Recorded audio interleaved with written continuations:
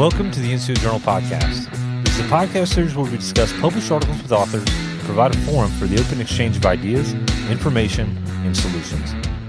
I'm your host, Staff Sergeant Brandon Cox, Senior Editor of the NCO Journal. With us is Chago Zapata, the Managing Editor, and Sergeant First Class Osvaldo Akite, the NCOIC. Today we discuss the article, Resilience Through Counseling, Empowering Soldiers for Lifelong Success, by authors Sergeant Major Nicholas Beauchamp and retired Command Sergeant Major Manuel Atencio. Before we kick things off, Sergeant Major Beauchamp, could you please tell us a bit about yourself? Hey, good morning. Thanks for the invite. So I joined the Army right out of high school in 2000, coming up on just a little over 24 years of service. My recent positions, I was a Brigade Operations Sergeant Major and a Battalion Command Sergeant Major. I applied for the fellowship program here at the Sergeant Majors Academy. Went through their fellowship course, graduated with a master's degree from Syracuse University, and I'm currently an instructor in the Department of Command Leadership. Thank you for joining us. And Mr. Atencio, could you please tell us a bit about yourself?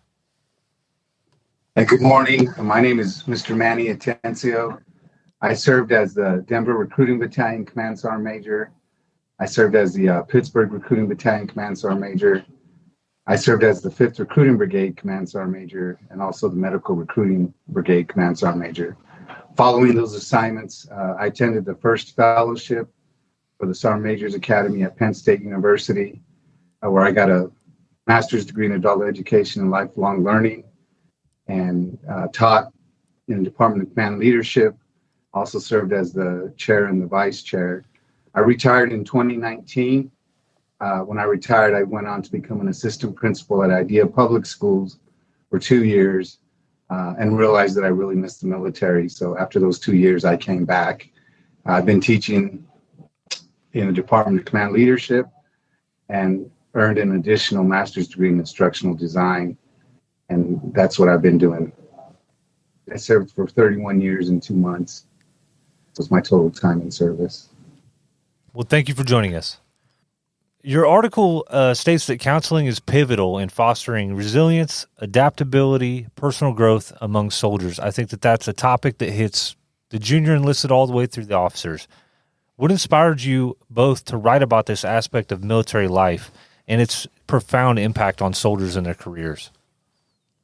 Yeah, so initially we were discussing that, hey, we want to let's write something for the NCO Journal and let's try to put something together that we both think is a very important aspect of leadership, and also something we consider was, hey, what's kind of the target audience here? Who do we really want to stress this message to? And we really felt like from even the most junior soldier to the most senior leader, regardless of really who reads it, those individuals in those leadership positions, counseling, is the, it's the bedrock for forming those relationships that are, a lot of times built on trust early on, and by gaining that trust early on through those counseling and building those relationships, you can establish that path for success, lifelong success, not necessarily just the in your career in your military career in general, but overall, just part of developing relationships, setting goals, and establishing that path for success really starts with those first initial interactions through counseling. Yeah, and I think I would add to that, this is Mr. Atencio, that we teach a class on power and influence, and you could lead your soldiers through either your position or through using personal power. And we believe that if you lead by using your position only, you'll get compliance, but you won't necessarily get that commitment that you want. So we wanted to focus more on leading through personal influence, establishing trust and credibility, and then getting that commitment from your soldiers. I can remember myself when I was a young leader trying to achieve all the goals that I possibly could. I was very focused on the mission, and maybe not as much early on on my soldiers as I should have been. It was a hard lesson that I learned. Through time, I learned that if you take care of your soldiers, the mission will take care of itself. Actually, that brings up a question immediately. When you said you'd been in the Army for 31 years and 2 months, our Major, Mr. Atencio, can you remember the first time that you were like the one counseling session that really stood out? Can you tell us a story about that? About the first counseling session that stands out in your mind more than any other? I had a really good leader that I respected and I trusted, and by just the setting that he established when we went into the counseling, the how competent he was and humble, and then the way that he said that, about taking care of your soldiers. And so just being competent but still being humble, I respected that a lot in him, and the way that he just really took care of everybody in our formation. What about you, Sergeant Major? What do you recall the first time that the first counseling or significant counseling that you got in your career? Yeah, absolutely. Matter of fact, I tell people all the time, throughout your career, the NCOs that you remember, those leaders that you remember, are the ones that made you feel good, right? They made you feel good about what you do. They made you feel good about your organization. And myself specifically, I had my very first NCO. I got to Germany. It was my very first duty station, and his name was Sergeant Jeremy Fry. And to this day, I always use him as an example, especially when I was coming up through the ranks as a section leader and a platoon sergeant and a first sergeant. And I talk about, hey, how this NCO made me feel when I first arrived at the unit, when we sat down and did that first initial counseling, and he went through, all the different things within the counseling about the organization, the history of the organization, the mission. And then we followed on in that counseling with, immediately we started setting goals. Hey, in the first 90 days, let's try to focus on this. Let's get you to this point, right? Let's get you to a Soldier of the Month board. And then, immediately after that, we were paving the way 24 months into the assignment. And each one of those counselings, we were consistently following up on those goals. Were we achieving the objectives to meet the goals that we had set? If we weren't meeting those objectives, what were we doing about it? What was going well? What wasn't going well? What were some strengths? What were some weaknesses?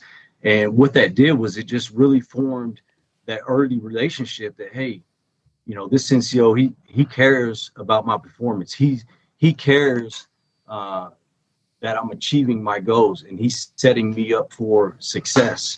And the difference is, when you have an NCO that doesn't do that, these young soldiers, especially, when they first come in, they're still trying to figure the military out. They're still trying to figure a lot of things out. And if you're not establishing some baseline goals early on, then, you're essentially setting them behind their peers, because their peers that are getting good counseling and do have leaders that care or moving on along those benchmarks. They're hitting those objectives. They're hitting their goals, right? And it's, and it's one of those, it's the takeaway there is if you receive that early on, then more than likely you're going to continue to counsel that same way yourself as you progress through the ranks. Yeah, I didn't receive that kind of counseling when I got to my unit. My counseling was a little bit different. And had I had a better counseling, I think I would have probably done a better job myself as a young NCO. I remember I was a young NCO, got moved to a new platoon, and I had 4 new soldiers I've never seen before kind of thing, and I had to counsel them, initial counseling. And I don't think I saw the benefit of putting time or investing time in that counseling session until years down the road. But what would you say, I'll start with you, Sergeant Major Beauchamp, what would you say to that young NCO, the newly promoted NCO, that what's in it for them to take the time and actually include the history, include the organizational values and mission and vision? Why is that so important to try to gain that commitment from the soldier? So I'm going to approach this I'm going to answer your question, but maybe from a slightly different approach. So I think that if you are a newly promoted leader and you're going to counsel your soldiers, I think it's important to focus on what motivates them intrinsically. So sometimes as leaders, our goals, what's important to us, we try and force that onto our junior leaders. And those soldiers sometimes don't always have that buy-in. So I think it's important to let them establish their own goals as long as it's in line with the mission, the vision, what the organization is trying to establish. Because if you have 4 different soldiers, each soldier is going to be motivated in a slightly different things. There's different things that they value. All those things have to be in line with the organization, but I think it's important not to force onto them what you want, but help them to establish their own goals, and then have specific measurable ways of tracking it to get them to their end state. But how do you get them to buy in on it? Yeah, well, my thing with the question is this: it's like I'm a new sergeant. I just got moved into a new team. Like I got to knock out these initial counselings. I'm given a date, like by the end of the week. Like, what's in it for me to try to get this, put that time and effort when I just have to check the block kind of thing? And I know, we can talk about different things about checking the block NCOs and things like that. But like, what would you say to that sergeant? Like, look, you need to dedicate some time and put some effort into this because this is going to help you out in the short term and long term kind of thing. You know what I mean? Yeah. So, we talk about leadership, but a lot of times we don't talk about followership. So, when you're counseling these new soldiers as a brand new NCO, that brand new sergeant, that young corporal, right? The same effort that you expect from your followers, your soldiers, those subordinates, you have to approach these counselings with the same effort into the counseling, putting the time in, right? So, what you're gaining from that is when they see you putting the time and the effort and showing them that you care and you're not just checking the block, right? The outcome is you're going to get better performance. You're going to get more soldiers that are committed to not only you, but the organization, and trying to motivate them. A lot of times just, discussing the history of the organization, what the organization has accomplished in the past, and what you're doing is you're just trying to instill a sense of pride in the individual, a sense of pride in the mission, and a sense of pride in the organization. And when you have soldiers that have more pride in the organization, that builds on motivation, and you're going to get at the end of the day, you're going to get better committed, better followership out of your soldiers. So this is Mr. Atencio. To answer that question, I think it's a very simple answer. If you don't invest the time, you're going to have soldiers that are compliant. What that means is they're going to do things because they have to, not necessarily because they're committed. If soldiers are doing things because they have to, probably not going to have creativity. You're probably not going to have critical thinking. You're probably not going to have a lot of teamwork, initiative. But I would tell that young sergeant, it is going to take a commitment to counsel your soldiers. It is going to take some of your time. It is going to take an investment. But the benefit to you is that people will be doing things because they want to, not because they have to. And if you have soldiers that are doing things because they want to, then you will have that creativity. You will have that critical thinking. It's funny, though, that if you do it right and, you set a good example, then you're going to have somebody like Sergeant Major Beauchamp who remembers this young NCO who counseled him all those years ago, and he still uses those lessons today and takes care of his soldiers because of that example that this young NCO set for him. It's funny how that you set an example and maybe it might take effect for maybe one out of every 10 or 20 soldiers that you lead, but that one person it makes all the difference in the world. To what you're speaking, I think whatever the leadership focuses as an emphasis, that will be an emphasis to all the soldiers. So, for example, we teach Master Recruiter or Master Resiliency training here. And I've asked people that are Master Resiliency trainers, what's the number one thing that makes your program effective or not effective? And the number one thing feedback that I get is that, are the leaders present? Is the sergeant major there? Is the commander there? Are they participating? I think you have to set the expectations, and like you say, setting the example is probably number one thing. So if you as a leader are not making it a priority, and the people below you certainly are not, and they're not going to value it. Oh, I love that. That's to me, I like distilling that into like a sentence or so. And what I'm getting from it is, put the effort in that you want to kind of get out of your soldiers. I really love that, because that's kind of, it boils it down to, you want your soldiers to perform, then you need to perform, kind of thing. Yeah. The bottom line is, we would all like to hit the easy button and think that we don't have to be active participants, that we don't have to. As a leader, we have to make a commitment ourselves. We have to be willing to invest some of our time pouring into our soldiers so that they can grow and learn and develop. I'm trying to imagine, because I can't remember who that was, Sergeant Major, that you served in the recruiting. I think that was you, Sergeant Major Atencio. But how were those counselings with dealing with having a hard time hitting missions? With your soldiers, with your NCOs out there, it's a tough mission, and I'm just trying to think back if there's something memorable about those counselings or how much more difficult it was, because your article talks about having to do this through different types of environments and how difficult that is. So, yeah, so I'll share one example with you. Is I used to run new recruiter boards. So at the 3-month mark, we would see how the soldiers were doing, see if they were going to stay in recruiting and they were going to go back. And all these soldiers, they come in, sergeants, staff sergeants, some of them sergeant first class. They've been highly successful in their MOSs, MPs, aviators, infantrymen. They spent time in their MOSs. They've been successful. Now they come into recruiting and it's something totally new to them. So even the very basics of the job, they don't understand it. So in the beginning, there's some frustration and they think that they can't do it. And initially, they all want to go back to their MOSs.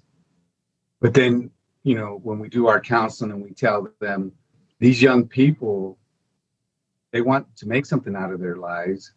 And a lot of them are struggling. Some of them come from single parent homes. Some of them don't have any direction. And these kids just want an opportunity.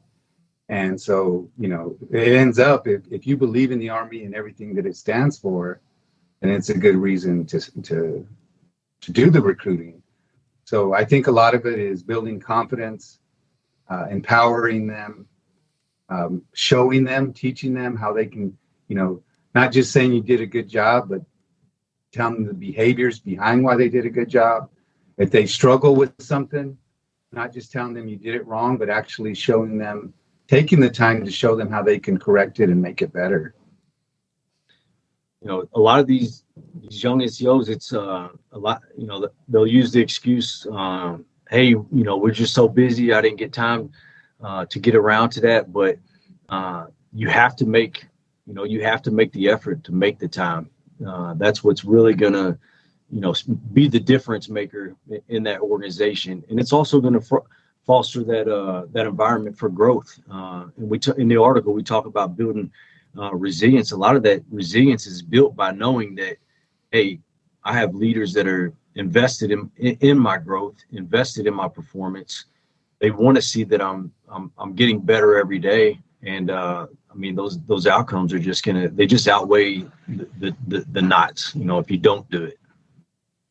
You said something important there. You talk about time. Not having enough time. I think that if you want to get the best value out of your soldiers that are committed to your organization, you have to put in your time and listen to them, make sure that you understand their interests, because that way you know how to help them succeed at work. right? So if they're very worried about something at home, or they have an interest in doing this, you can help them get that because you're listening to them. You're taking that time to talk to them. This is just Sergeant Cox saying it, but I mean, the best leaders I ever had, I mean, yeah, we have monthly counselings, we have event-oriented counselings, performance counselings, right? And that's all good. But I think that the best form of counseling comes, before PT. It comes at lunch. It comes after work. It comes on the weekends. That's the best time because that's when you create that touch point to talk to that soldier to actually find out what's going on. I will share with you all that in my 31-year career, I came across a lot of really smart people, and the smartest people in the organizations were not always the most successful. The most successful people that I found in organizations are those that knew how to build relationships, build teams, communicate with their soldiers, be approachable, allow their soldiers to come to them with their problems. Those were the people that I found to be the most successful in my 31-year career, both versus somebody who's extremely intelligent, but maybe lacks some emotional intelligence and doesn't make that investment in their soldiers. Going back to what Sergeant Cox was talking about, though, when it comes to time, that's one of the things that many NCOs don't have a lot of. So I think that's what Sergeant Cox was getting at, is that you have to make the time, regardless of how much, how intense your schedule is, how much is going on. NCOs have to make the time to counsel, to spend those time with that time that they can, or they need to iron out a specific time so that they can do these counseling sessions with their soldiers, regardless of how intense the training cycle is. Yeah, and sometimes that time doesn't have to be carved, during 9 to 5 work hours kind of thing. You know what I mean? Yeah, just like Cox said. Yeah, so I think understanding that we're 24/7 kind of thing, but understanding that you can find different ways, creative ways to make time to spend time with your soldiers and get to know them. Absolutely. I mean, you hit it. You find time. You put the same effort in you expect from them, and that's just the level of commitment. If you want to build that team, and you have to have that that constant open communication, that constant being present with the soldiers. Right, get away from the desk, get away from the the emails and the technology, and just get down there hands on, have those personal conversations, and being approachable. I just thought about this. The way I did it back then was during the field. And I really didn't like being in the field all the time. But if I'm looking back at it now, those 2 weeks to 4 weeks out in the field where we ate, chowed, did everything together, right? I'm just looking back now and saying how important field time is, being out there training, because it creates those opportunities sometimes. Let's talk about building trust. I think that's an important point here when it comes to counseling. We talked about setting an example. We talked about making the time for it. But there's going to be you're going to have soldiers. There's going to be those soldiers that may be difficult, or they have challenges that are either they have issues at home. They have issues with any number of things. There might be things that happening in their lives. Talk about trust. Yeah, well, first and foremost, I would say that trust. It takes time. The first time, there's a realistic expectation. The first time you go in there with your soldier, they get to the organization, they're going to respect you and they're going to respect your position. But in order to build that trust, that's an ongoing process, and that ongoing process, it really does start with the counseling, right? And showing showing that vested interest in their career, in their day-to-day activities, what's going on in their life. And not every soldier is going to be willingly to open up and talk about a lot of those things. But that's why I said that it's just that day-to-day interactions over time. If you care and you're vested, you're going to build that trust. And, one of the things I would say with the military right now is a lot of young soldiers are leaving the military or leaving earlier because those early relationships and that trust wasn't built early on. And I think a big part of retaining our soldiers for future in the military is building those relationships, building the trust in the organization, building the trust in the team, and building that sense of purpose for it to continue to serve. Yeah, so for me, I think like Sergeant Major Beauchamp was saying, trust isn't built in a day. The day that you arrive to the unit will have some credibility because of your position, but your actions that you display on a daily basis will determine how much trust you have. And I think a lot of it comes down to the culture and the climate that you're trying to set. Every organization that we go into, we fall in on the culture. Those cultures are deeply rooted. There's some traditions that have been in place for a long period of time. But we, as leaders, we want to go in and set up a positive climate. I know there's another section here, fostering an environment for growth. I want to kind of skip over that and actually go down to there's a section where you talked about developing resilient and capable soldiers. You said that giving soldiers resilience guidance also helps them be self-aware and better able to recognize negative thought patterns. How do you give soldiers resilience guidance? Well, I think it really starts with, when we talk about self-awareness, you start with those strengths and weaknesses. So you have to have candid conversations. You have to have give candid feedback. Hey, this is what you're doing well. These are the areas you can improve, right? But instead of just saying, hey, these are the areas you need to improve, well, let's talk about how you can improve, right? Because when they walk out of a counseling session, if you just told them, hey, this is what you're great at, this is what you're not great at, however, you didn't get, peel the onion back and had a discussion about these are the areas that we need to work on, right? These are the areas that you need to put a little more time and effort into, but then give them a plan or give them goals and objectives on how to get after those, deficiencies in those areas. And I think when you instill that confidence in the soldier, right, you're giving them guidance, you're counseling them, you're helping them establish a plan, you're building that self-confidence. That's going to build a more resilient soldier because they know they have the tools and the resources necessary to get better, and they have their leadership behind them, making sure that they're successful. So moving to a story is there's a podcast I was listening to, and they were talking about you got to have a tribe. So in this tribe, 3 or 4 people that you can count on, that if something's really going wrong, you can call them and they'll help you. Maybe you're not doing the right thing, somebody that'll keep you in check. So I think part of that self-awareness also is that we all have blind spots. So there's probably things that we're doing that we're not even aware of. But when you're counseling your soldiers, maybe you could talk to them about establishing their tribe, because none of us can get along this life on our own. We all need at least one person that we can count on. And if you have a tribe to help you with your checks and balances, I think that's very helpful. The resilience support system you were talking about in your article. So that's your tribe. Yeah, having that support structure is so monumental to success. I mean, whether it's, your spouse that kind of pushes you or a friend or a past leader.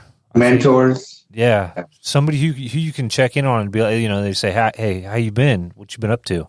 And you'd be like, well, I could be doing better or whatever. I did this or that. They'd be like, well, you know what you got to do. Somebody who's kind of is still keeping you in check. Sometimes it's hard to make that call.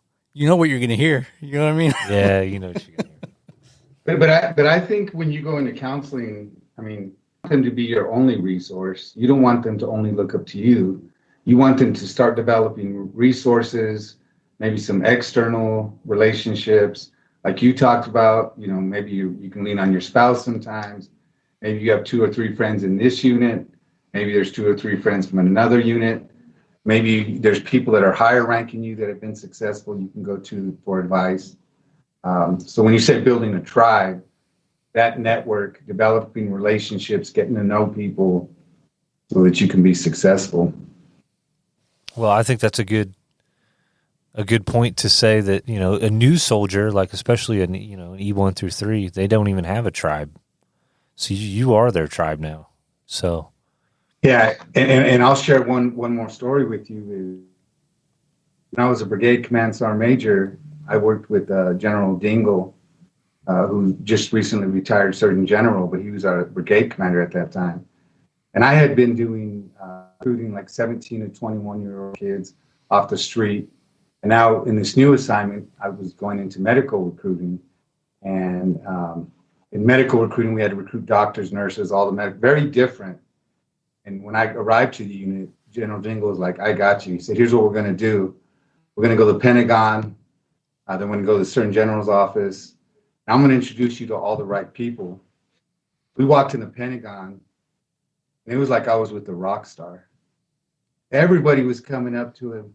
Hey, sir, where you been? How you doing? They were hugging each other. And then we left the Pentagon. We went to the Surgeon General's office. We were General Schumacher. Had a cup of coffee, very good conversation.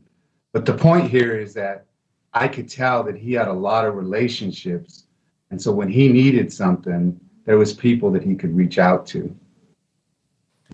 When I hear you guys talking about resilience and how do you build that, I think one of the biggest things that I took away from that is you kind of have to get down to the, in resilience training, they talk about the icebergs, but it's, you can name it in many different ways, but you kind of have to get to the root cause and really identify those root weaknesses in somebody. And sometimes it's going to be hard, to point out something like, hey, you regularly think this way, you really downplay some of your attributes, or you're very egotistical. You know what I mean? Like pointing some of these flaws out in somebody is difficult, but I think it is important, and I think that's how you build some resilience, right? Like, especially if you're struggling to meet numbers, or you're struggling to make a ruck march or something like that. You know what I mean? Having those candid conversations with a soldier is really the best way to build that resilience. But I just want to hear from you all. What has been your experience in having those tough conversations with soldiers?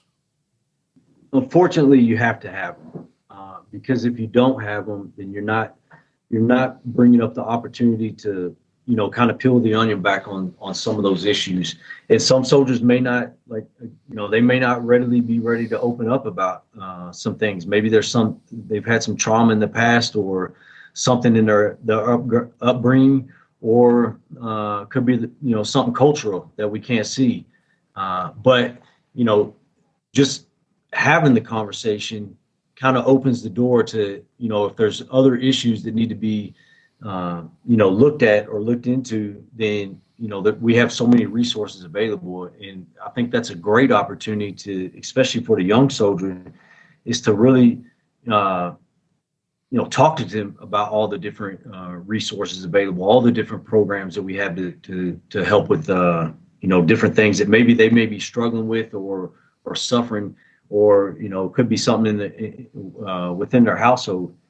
But I think as far as the day-to-day resilience just within the organization, especially for a new young soldier, is I think it goes back to as a leader, just building the team around you, right? The stronger your team is, the more individuals within that organization that those soldiers can lean on, right? Because they know, we could call it the tribe or the team, whatever have you. But just knowing they have somebody they can talk to, someone they can lean on. But at the end of the day, the conversation really starts with that first line leader in those counselings. Yeah, I think that when a soldier is not behaving appropriately, an easy assumption to make is that they're bad soldiers, and we ask ourselves, what's wrong with this soldier? What's going on? But if you take the time to really ask them what's going on in their personal life, having any issues, a lot of times there's something that's going on in their personal life that is preventing them from being productive. If you can figure out what that is and work through it, they're going to be a lot more successful.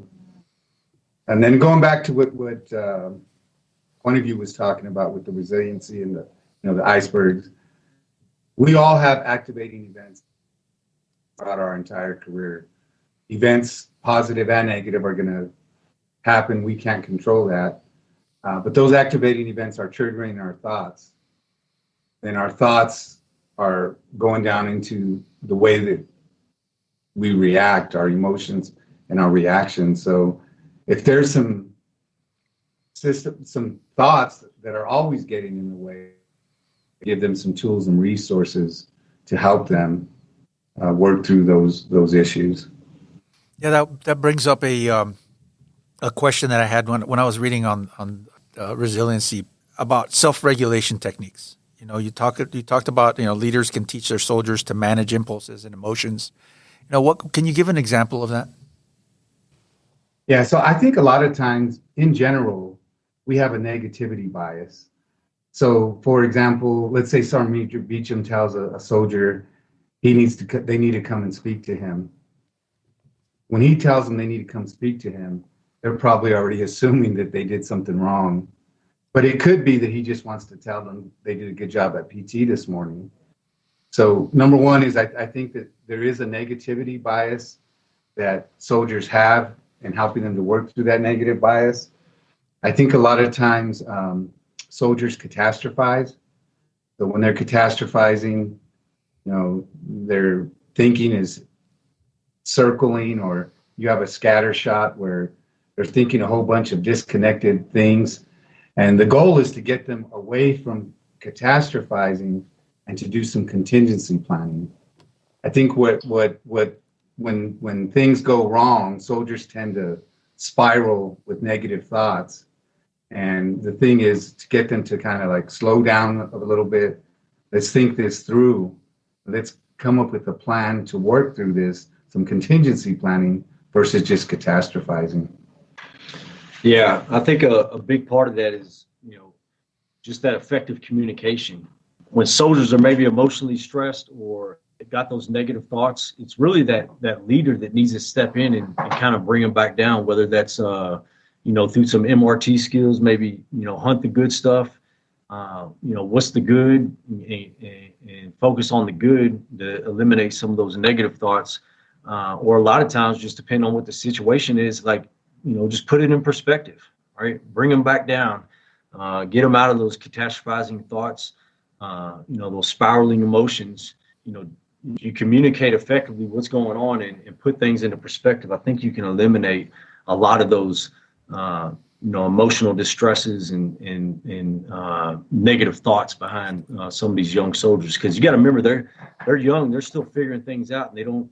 Well, there's a lot of unknowns sometimes, and there's a lot of, as a leader, we have to provide that expectation management. And again, that goes through, if you got a strong team and you've built trust within your team and you've built those relationships, soldiers are going to, at the same time, they're going to become more resilient, right? Yeah, so to summarize what we've been saying, I think it's to fight that negativity bias, to remain realistic, to identify what's controllable, maintain hope, and then to let them know that we have confidence in them. This sounds to me like it's something that, most of your article deals with formal counseling. We schedule it, here it is, but something like this, dealing with these kind of resiliency type counseling sessions is more of an informal thing where you take it on the spot as the opportunity presents. Yeah, you got to be ready with those skills, and I think this is where a lot of NCOs can do a little bit better of understanding these skills and learning these skills and practicing these skills. Yeah, so to what the two of you are saying, it's one thing to teach somebody something, but it's another thing to operationalize it and live it. If you go in there and you teach a soldier how to remain optimistic, how to fight that negativity bias, your job is not done. That's just the beginning. You're given that cognitive process to identify what it is, but the real learning takes place in the application, is to operationalize it. The soldiers know if you as a leader, are you leading these skills? When something stresses us out as leaders, do we throw a tantrum? Do we get mad at everybody? Or do we practice self-regulation ourselves? And so you have to operationalize it, and you have to actually live it. Do as I say, not as I do. Exactly. Yeah, and I would even add that young leaders need to understand that, you know, young soldiers they're going to mess up, they're going to fail, right? But how we build them up from those failures and those setbacks is really what's building that resiliency and establishing, you know, that bedrock for that lifelong success, right? If they just, you know, if a soldier messes up or they fail at something and we just beat them down, or, you know, tell them how bad they were without, you know, giving them the confidence to overcome whatever the setback was or whatever the failure was, then, you know, we're essentially just becoming part of the problem versus helping the problem. Yeah, I think in my 31-year career, almost all of the learning that happened for me was through my trial and error and my mistakes. I learned far more from my mistakes than from those things that I got right on the first time. What kind of final recommendations or words of advice do you have for our listeners out there? For me, I think it's important that as a leader, you need to establish a positive culture and a positive climate. You need to lead through commitment, not compliance. You want soldiers to do things because they want to, not because they have to. If you can get to a point where you build your team that is committed by spending time with them, by making that investment with them, and it may not be from 9 to 5, you may have to invest some extra time, but it'll really pay off in the long run because the result will be your unit will be more creative, you'll get more critical thinking, you'll get better problem solvers. You won't have to micromanage everything. Soldiers will come up with solutions on their own, and they won't be afraid to come up with those solutions. And overall, the organization will be successful. Yeah, my message is pretty simple. It's, you know, at the beginning, I talked about, you know, Sergeant Fry, my first leader in the counseling we had. Just, you know, I would ask you as a leader, think about what legacy do you want to leave with your soldiers, right? How do you want them to feel and think about you when you move on to your next organization? What impact do you want to instill on that soldier? And I think that impact and that legacy starts with how the time and effort you put in to their counseling, coaching, and mentoring towards their success in their career. I'd like to say one thing. I know that Sergeant Cox was about to lean forward to say something, but I want to say something about my two NCOs here that I have with me is that I think one of the things like during the initial counseling, we just got a new soldier, and during initial counseling, they paid a lot of attention to detail. It wasn't just, you know, just basic stuff. They were going through the young soldiers' LES, and they found an issue.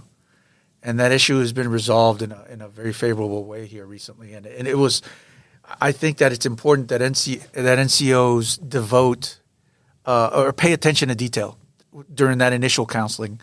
Don't take things for granted. You know, look at that at the young soldier as a whole person with everything that involves, and not just little pieces that are maybe just applied to the job or whatever. But I just wanted to bring that up and give them a little recognition because they're outstanding and they did some amazing stuff. And our young soldier is much better because of that attention to detail and the effort that they put into the counselings that they give her and also the support they provided to resolve that issue, that pay issue that they found. Absolutely, and that, you know, that individual will always remember that. That's something they'll take with them when they're in that position and it's time to counsel and take care of issues. One thing I always tell people is at the end of the day, what people remember the most is how you made them feel. Whether it was good or bad, but they're going to remember how you made them feel. Thank you, Sergeant Majors, for joining us. And thank you to our audience. Remember to put your knowledge to the page, submit articles, and get published with the NCO Journal. Don't forget to check out our webpage and follow us on social media. We'll catch you next time on the NCO Journal Podcast.